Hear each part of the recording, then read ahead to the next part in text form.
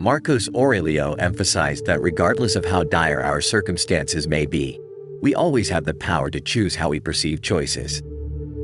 He advised that refraining from causing harm leads to a lack of harm felt. He also stated that not feeling harmed equates to not having been harmed. This concept, found in the teachings of Marcus Aurelius, may seem simple but proves challenging to implement when we lack an understanding of what triggers our sense of harm and lack the wisdom to make changes. Fortunately, the ancient Stoics imparted valuable insights. The extent of suffering humans endure is primarily influenced by fate, which varies among individuals. Those with a strong inner moral compass tend to suffer less than those who tie their emotional well-being to external circumstances. Some individuals perceive certain past events as harmful for many years, while others overcome negative experiences and prevent the past from tainting the present and future. There are also individuals who constantly feel harmed by events that have yet to occur, a behavior exhibited by chronic worriers. Surprisingly, it is not external events themselves that harm us, but rather our thoughts, memories, and fantasies about them. Thus, resilience hinges on internal awareness, the sole aspect of human experience within our complete control. The philosophy of Stoicism focuses on fortifying the mind rather than relying on external factors. It emphasizes that external elements should minimally influence our well-being. The book, Meditations, by Marcus Aurelius delves into these Stoic principles and tools for cultivating resilience, contains a multitude of concepts that shed fresh light on the usual perceptions we have regarding experiences labeled as harmful. Through their writings, we gain the ability to alter our perspective on life and transform our approach to the challenges we encounter. The goal is to emulate the metaphor Marcus Aurelius employed, that of a steadfast rock amidst relentless waves. This video delves into various excerpts from the book, Meditations, offering insights we can utilize to diminish the emotional distress caused by the judgments we face. In describing the mind as the ruler of the soul, Marcus Aurelius aligns with Buddhist philosophy, reminiscent of the historical Buddhist statement that the mind is the precursor to all experiences. Ultimately, our mental analysis dictates our emotional responses. For instance, when confronted with physical pain, our resistance and fear can exacerbate the suffering. Prolonged contemplation on the unceasing nature of our pain, or anticipation of future agony, can amplify our distress beyond the actual physical sensations. Marcus Aurelius argued that our minds should stand firm even in the face of bodily sensations, be they mild or intense. The notion of stirrings of the flesh appears ambiguous, but it appears to allude to physical discomfort in the role of the mind in interpreting it. Consider the dread associated with bodily injuries, an experience that most individuals find terrifying, leading us to take measures to evade such pain. However, life doesn't guarantee an absence of such encounters. Painful illnesses, accidents, or acts of violence might cross our paths, situations largely beyond our control. Yet, in accordance with Marcus Aurelius, no challenge arises that surpasses our capacity to endure. While pain remains an inevitable facet of human existence, our response to it is a choice we wield. We can opt to either amplify the pain through our inner reactions or limit it to the external circumstances imposed upon us. The extent of suffering is not solely governed by external events, but by our internal perception and management of them. Our perception of the extra suffering we undergo is heavily influenced by our judgments, as argued by Marcus Aurelius. He suggests that when these judgments infiltrate our thoughts, connecting the mind and body in a sympathetic manner, we shouldn't resist the accompanying sensations. Sensations themselves are natural, but the mind's imposition of judgments, labeling them as good or bad, creates an additional layer. Here, Marcus Aurelius differentiates between sensations and true suffering. While bodily pain is an inherent occurrence, our mind's interpretations can transform it. He advises refraining from resisting the pain and avoiding judgment. In essence, the sensation of pain doesn't inherently equate to suffering if we view it not as a terrible ordeal, but rather as a natural phenomenon devoid of inherent value, neither good nor bad. The famous saying, "Pain is inevitable, suffering is optional," aligns with this concept. Alternatively, we can liken it to this. If a situation is bad enough, Why compound it by making it worse through our reactions? Marcus Aurelius advises silencing the part of us that rushes to judgment, even when our body is subjected to various ailments or discomforts. He suggests that our body needs to comprehend that both favorable and unfavorable events befall everyone. They aren't inherently good or bad. Applying Marcus Aurelius' rationale to other forms of pain is feasible. For instance, when insulted by someone, it's not the insult itself that wounds us, but rather our judgment and beliefs. Our interpretation fuels the hurt. If we hold the belief that no one has the right to insult us, any insult will inevitably stir turmoil. However, perceiving insults as an inherent part of human interactions and recognizing our ability to control our reactions reduces the likelihood of feeling harmed. Some individuals perpetually live in conflict with their surroundings, seemingly affected by every external element. This disposition often arises from their constant internal judgments and perceptions, which magnify the impact of external events. Marcus Aurelius' teachings urge us to reshape our judgments, ultimately affecting how we experience the world and the pain it presents. Individuals who incessantly complain about various aspects of life, ranging from daily news to neighbors' affairs and work-related incidents, often find themselves mired in negativity. In extreme cases, they even convince themselves that death would be preferable to living on the supposedly wretched earth. Such ongoing conflicts with the world indicate a misalignment between their beliefs and reality. Resolving this internal turmoil necessitates a shift in beliefs. A beneficial starting point involves reducing excessive demands on the world. Marcus Aurelius, in his work, Meditations, advocates against seeking the unattainable, deeming it irrational. He labels such pursuits as impractical and destined for failure. Subtly, we often engage in this behavior, continually desiring outcomes that defy the natural order of the world.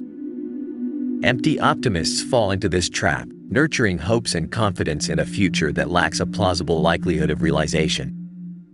While trust and hope are valuable, if they deviate from reality, they inevitably lead to disappointment. Anticipating unachievable goals, such as never falling ill, avoiding insults, or escaping ridicule, sets one up for frustration. We exert limited control over these matters, comparable to a rock withstanding the force of waves. An overambitious mind, yearning for the unattainable, perpetually deems life wrong, as reality can never satisfy its excessive expectations. Marcus Aurelius consistently emphasizes the concept of providence in Meditations, underscoring the historical perspective that highlights the inherent guidance present in the world's events. This principle signifies that every event unfolds according to nature's design. Everything we perceive as flaws or imperfections is purposeful and precisely as it should be. Dishonest, arrogant, ungrateful, and envious individuals are integral to this world. Just as vices coexist with virtues, happiness with sadness, and good with bad. To wish for an alternative would be to desire something contrary to nature itself. Marcus Aurelius suggested that when confronted with someone's cynicism, we should inquire if a world devoid of cynicism is feasible. If the answer is negative, it's unwise to request the impossible. Similarly, people without shame, those who are cruel, untrustworthy, or possess other defects, are an inevitable aspect of human existence. Life will always include disease and death, just as humanity will always encompass imperfections. Accepting this reality means refraining from attempting to alter the universe, a feat that proves futile in the face of the universe's prevailing forces. Embracing this perspective encourages us to set realistic expectations and cease yearning for events to unfold exactly as we wish. By appreciating events for what they truly are, we guard ourselves against potential harm. Discovering beauty in adversity is a valuable practice. Decay and imperfection possess their own allure. This sentiment becomes apparent when observing the cracks in an aged wall or the unique shapes of crooked trees. Marcus Aurelius illustrated this by mentioning the appeal of cracks on bread baked in an oven, how they stimulate the appetite. He emphasized that the natural course of events possesses a distinctive charm, as seen in the aged visage of a person, the wrinkles on an apple, or the captivating ruins of a city. Such decay often holds a peculiar beauty that elicits admiration, Even though it symbolizes the inevitable passage of life, many occurrences possess a less favorable aspect, diverging from our initial expectations. Consider a passionate romance that evokes dreams of a beautiful future, yet might culminate in heartache. Similarly, a promising career fortified by experience and credentials can be abruptly halted by illness. Even when our lives unfold smoothly according to plan, we are inevitably susceptible to illness or mortality. Ironically, adversity often kindles creativity among individuals like filmmakers, writers, painters, musicians, and poets. These challenges drive them to produce remarkable works that capture attention rather than elicit disdain. Much like how we accept the imperfections in a loaf of bread, we could cultivate an appreciation for adversity. Embracing both the pleasing and the unpleasant sides of life is akin to recognizing the duality present in nature. Opting only for the favorable while shunning the unfavorable denies the entirety of existence. Learning to embrace misfortune alongside good fortune helps mitigate the impact of life's inevitable difficulties. In dire circumstances, we can still discern positive elements. Misfortune can encourage self-reflection on our vulnerability, alter our outlook on life, and foster greater compassion toward others. By perceiving beauty in all that transcends our control, we fortify ourselves against the potential harm of adverse judgments. Our perception of external circumstances influences our emotional responses. When unfavorable events occur, our intense judgments magnify our distress. The more we invest in these judgments, the more susceptible we become to harm. However, exercising control over our judgments ensures they don't undermine our well-being. This doesn't imply suppressing our desires, but rather recognizing that our internal judgments should not wield power over our emotional state. The notion that we can exert control over fate is misguided. Fate operates independently, and there is little we can do to alter its course. However, we do possess the ability to manage our reactions to it. We can either embrace what fate presents, even if it brings unhappiness, or we can dwell in anger and bitterness. Alternatively, we can find the beauty in adverse circumstances. Regarding harm inflicted upon us, we have limited control over the actions of others. Yet, we have complete control over our own responses. Marcus Aurelius emphasizes that our focus should shift inward, practicing resilience in the face of the world's challenges rather than engaging in conflict or attempting to manipulate external forces. When people harbor animosity or disdain toward us, it is their issue, not ours. Our task is to remain composed in their presence, refusing to be ensnared by their negativity. By doing so, we can confront misfortune with a historical perspective. Diversity itself isn't inherently detrimental to our well-being. Its harm arises only if we grant it power over our emotions. Embracing Marcus Aurelius' advice, we can choose not to perceive harm, leading to an absence of harm felt. This philosophy encapsulates the idea that if we refuse to feel harmed, we aren't truly harmed.